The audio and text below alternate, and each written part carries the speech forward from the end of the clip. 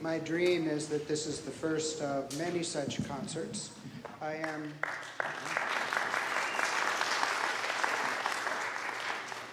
87.2% sure that we'll be back here next year in the third week of June for another concert.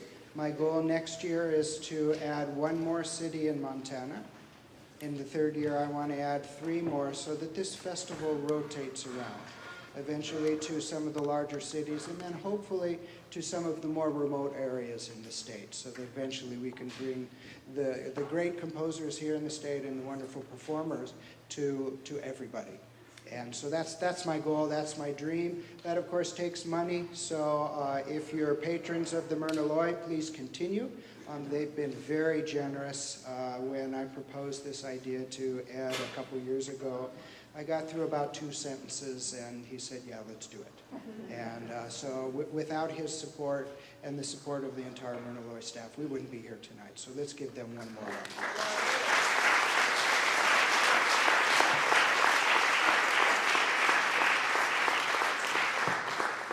The purpose of Big Sky Alive is to bring composers and performance to you. And so after the performance, we will be here hanging out. If you want to say hi, ask some questions, please feel free to come on up. We really are normal people, and so we're happy to talk with you. And there's one thing I forgot at the beginning of the concert, and I need to take care of this. Thank you for the invitation to attend the inaugural Big Sky Alive Chamber Music Festival. I wish I could attend and take in the inspiring performances of Montana's local artists.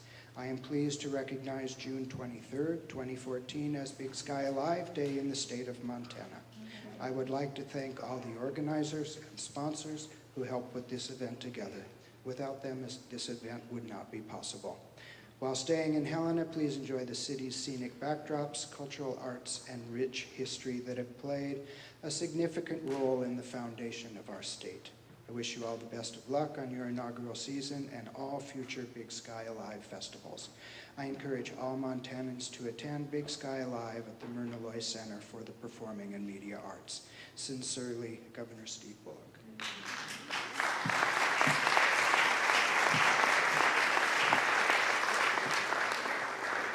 And now the Cascade Quartet and Matthew Marsolek.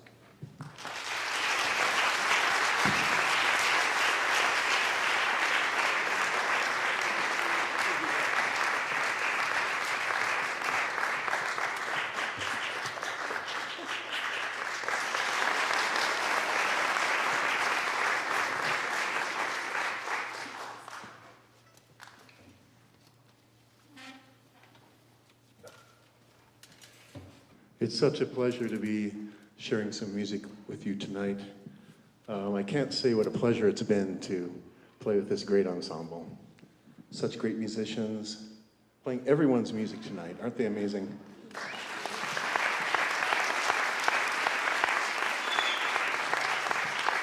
We've had a lot of fun, and just give you a brief introduction.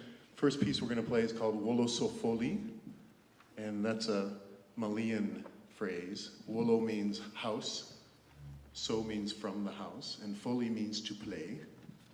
And we're going to explore this merging of West African landscapes and some inspiration of Montana as well. Hope you enjoy it.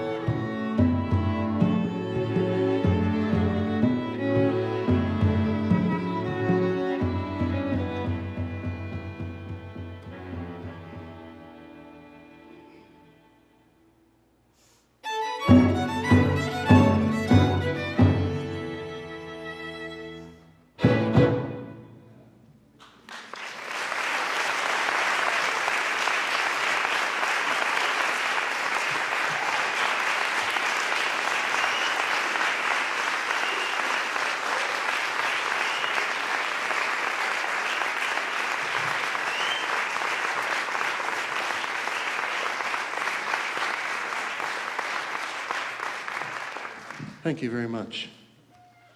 One delight as a composer with this group is taking patterns that are played on other instruments and orchestrating them for these strings. So you could hear some of that polyrhythmic interplay in that piece where there are patterns that are often played on percussion instruments that are now orchestrated for the strings. And for me, it's just such a delight having shared that feeling with other percussionists. And here I am sharing it with these great string players. Isn't that fun?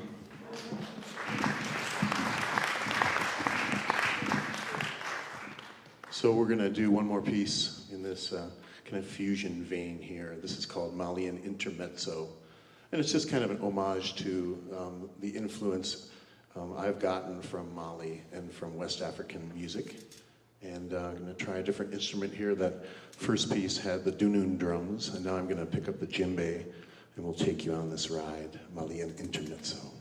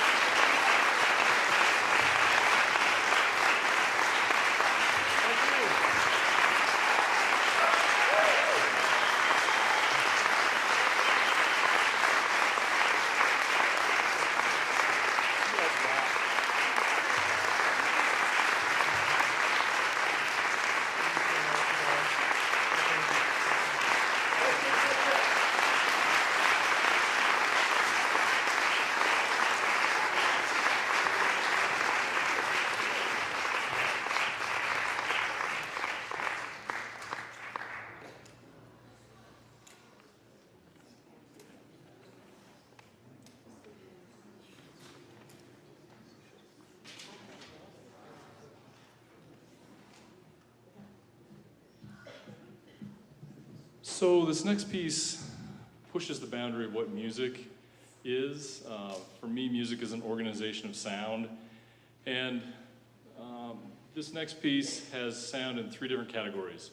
You're going to hear a poet reciting his text. Mark Gibbons is going to recite his poetry. And then I process the poetry and wrap it around you. I process it by chopping it up into little bits and scattering it around the room. So it sounds insectoid, and I'll talk about why it sounds insectoid in a bit. And then the second category of sound that you'll hear is a wash of harmony, and then you'll hear this strange violin come into the harmony. And then the third category of sound is me playing electric violin, so it's a less strange sounding violin, but it's also very richly processed with flanging effects. Now the reason the first violin I talked about sounds strange is because the violin is based on data. I floated the Middle Fork Flathead River with scientist Mark Lorang, who works at the Flathead Lake Biological Research Station. And he and his group of scientists are studying how insects and fish navigate that floodplain by the sound of the rivers. He wrote an NSF grant that was to illuminate his research with art. And he got the grant and hired me to build a team. I hired Nicole Bradley Browning as a choreographer, Amber Bushnell as a video artist, Mark Gibbons as the poet. Allison Herther danced the dance. We designed a skirt for her that covered the entire length and width of the stage at Denison Hall. The Montana Theater at the University of Montana. And she pushes, you'll see her in the video, she pushes under it, and then she pops up into a skirt and moves the whole stage around with her as we project on her. So we floated the river, and I recorded audio above the river while they recorded audio below the river. They're interested in how the cobblestones produce sounds as they flow down the river. We recorded data of the flow of the river, the depth, the wind from the east, the wind from the north.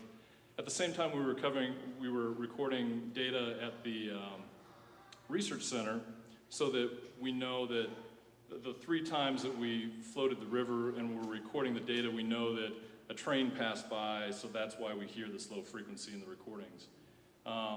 So I took the data at the field station and had a bank of filters that filter the sounds underwater, so you'll hear those harmonies are the environmental data processing the recording of the underwater and above water sounds. The violin sound is actually the river depth is pitch, the river flow is the bow speed, the wind out of the north is controlling bow pressure, and the wind out of the east is controlling the bow position. So it's the data controlling a violin in the computer. And then I'm playing violin on top of all of that. You'll hear that come in the third section.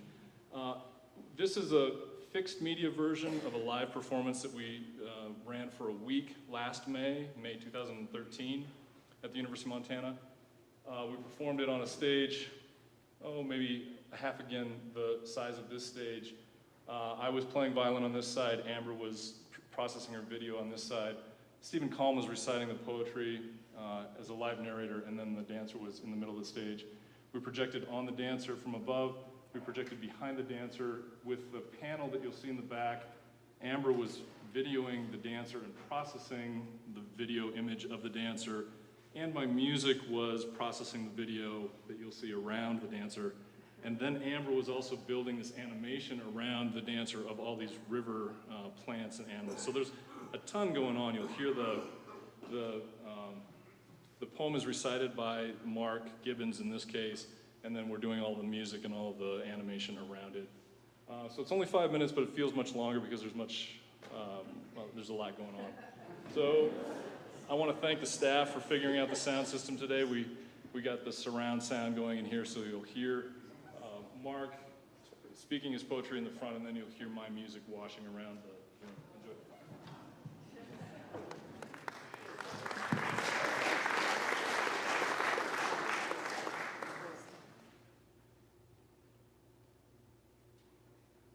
Stone Drums, a river meditation for Dave Brubeck.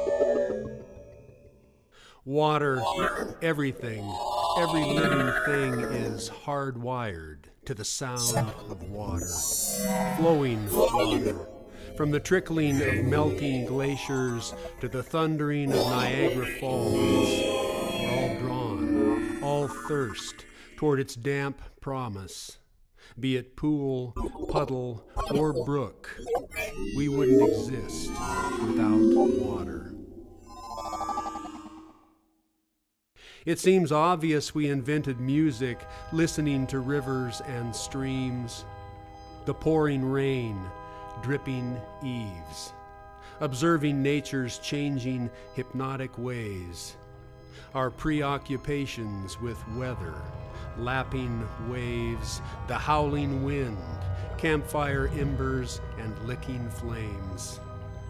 Always we're tuned to snapping sounds, screech scratchings out of sight, day or night. Those ongoing symphonies of survival we recognize. Each time is like the first time. Archetypal water drums a baseline gravitational call to ride the A train. Thump blooping like Brubeck inside our veins, hauling us back to Duke's Blues on a black-eyed piano C, Kodo's song, softly killing that old misconception. Frankie Valli and the Four Seasons claim. Silence is golden. Complete silence is death. Dry, waterless death. The sound of water sings us home, wet, to our first best place, the amniotic bath, sloshing bones, dreaming skin, swallow and swim. Stoneflies crawl for muddy miles deep underground, following the percussive sound of erosion, water over gravel and sand. Tumbling boulders tearing at the landscape, uprooting trees, floating sticks, leaves, fallen debris. Scouring and pounding, these stream bed vibrations shake nymphs to rise and dance, make seed, then feed whitewater trout anxiously awaiting the feast of flies. When the runoff is done and cloudy creek currents settle clear as glass, riffles rattling to a clattering roll. The stream song invitations, those skeleton husks littering the shore, announce like, "It's a boy," cigars. Dinner has taken wing. Trout feed fat in eddies then, when stoneflies flit above the spray of that deafening, breathy fast water racing across rocky ground, straight water pushing toward ocean and sky, creating a rhythm reminiscent of Lionel Hampton's vibraphone, or maybe Mingus plucking out liquidy hollow tones, ebbs and flows, rivers riffing solos, splashing crescendos. If water were a stage, some musical metaphor praising the stonefly's swan song, we'd see it feeding a flash of rainbow tail, clenched tight in the cutthroat's jaws, now stiffening in the bottom of a creel. That fisherman might wash blood from his hands, finger the soft bones, wings buzzing his ears as he watches a dipper hopping stone to stone, inhaling it all, the river's melody, tympanic meditations on a dream.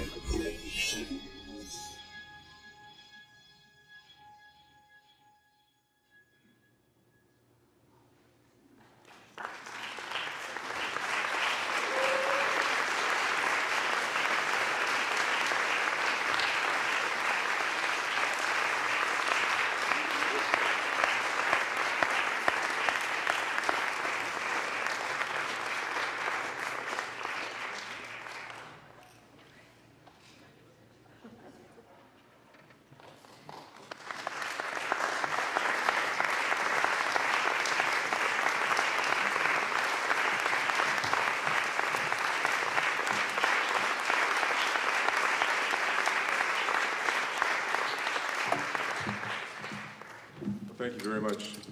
Charles Nichols' wonderful piece was just a pleasure to see and to hear. If you want to hear an interview with him, I have a radio show called Of the West, and it's ofthewest.net. You can go hear an interview with Charles. You can also hear an interview with Thad.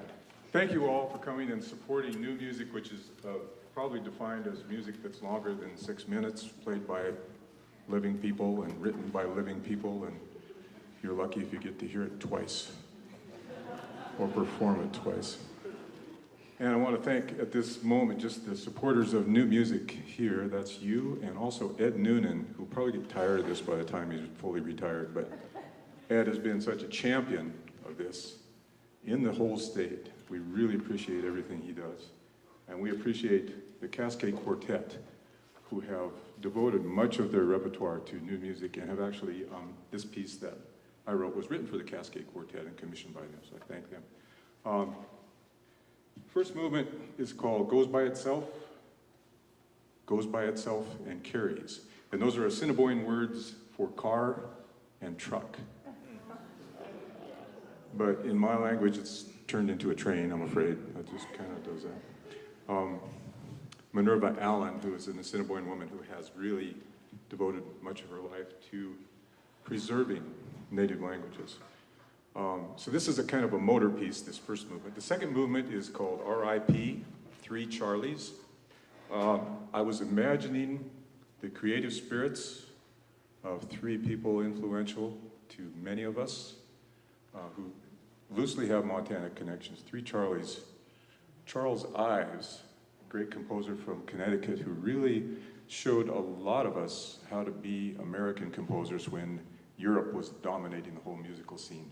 Charles Ives was known for believing that people could listen to many things at once. You didn't just have to have a simple melody, a simple bass. You could, and that was sort of born by his father, who was a band conductor, and Charles would hear one band approaching from one direction, another approaching from another direction, playing three different tunes. So Charles Ives, the spirit of Charles Ives meets the spirit of Charlie Parker, a great bebop alto sax player whose Montana connection is through the Ozark Club in Great Falls. Bob May Bain was the leader of the band there, and Bob May Bain played on the bandstand with Charlie Parker in Kansas City in Jay McShann's band. And the third Charlie is the Charlie that we all know and love, Charlie Russell.